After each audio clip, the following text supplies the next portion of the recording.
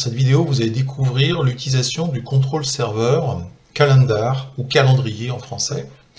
Donc vous créez un nouveau projet, donnez un nom, OK, vous ajoutez Webforms, vous ajoutez une webform,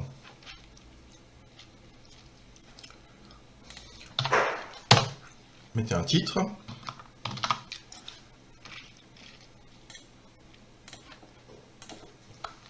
vous ajoutez le contrôle calendar et vous ajoutez un bouton. Donc l'identifiant du bouton est MAJ Button.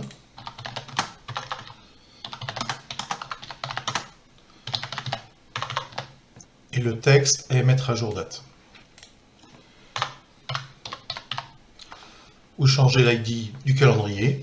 Donc pour mettre à jour la date du calendrier, vous double-cliquez sur mettre à jour date et vous allez tout simplement mettre à jour la propriété mon calendrier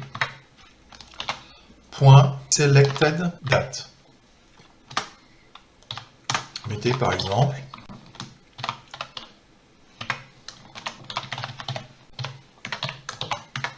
1er janvier 2015 ».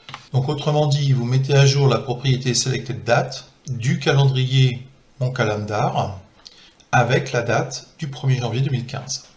Donc lancez votre application, cliquez sur mettre à jour la date et vous voyez que la date sélectionnée est le 1er janvier 2015. Je sélectionne une autre date, je clique sur mettre à jour la date et je reviens bien sur le 1er janvier. Vous pouvez aussi récupérer automatiquement la date qui a été sélectionnée.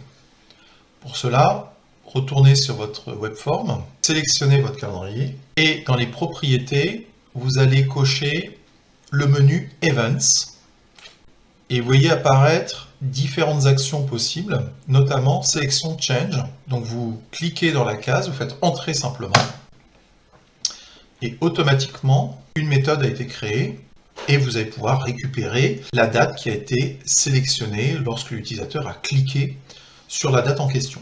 Donc là, on va l'afficher. Donc vous allez d'abord créer un label dans Default ASPX. Donc vous ajoutez un label, vous enlevez le texte et vous renommez l'ID. Retournez sur votre code C#. Et là maintenant, vous pouvez alimenter votre label.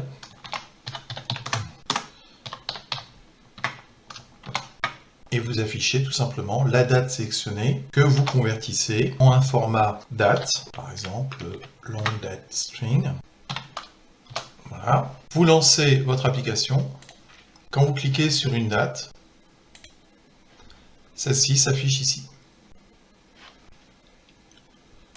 Sur le contrôle en lui-même, vous avez différentes opérations qui sont possibles. Donc si vous retournez sur Default ASPX, quand vous survolez le contrôle, vous voyez apparaître une petite fenêtre de personnalisation. Si vous cliquez dessus, vous avez différents formats d'affichage.